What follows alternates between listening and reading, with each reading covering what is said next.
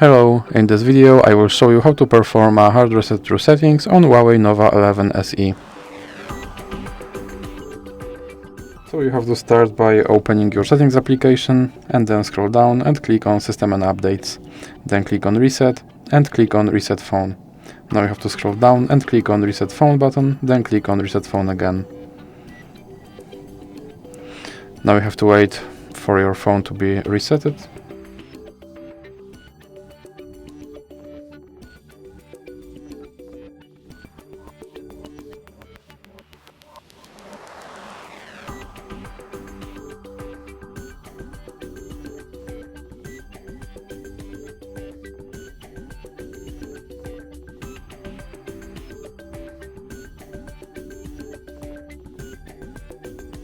And now your phone is back to its factory settings and you have to do phone setup all over again.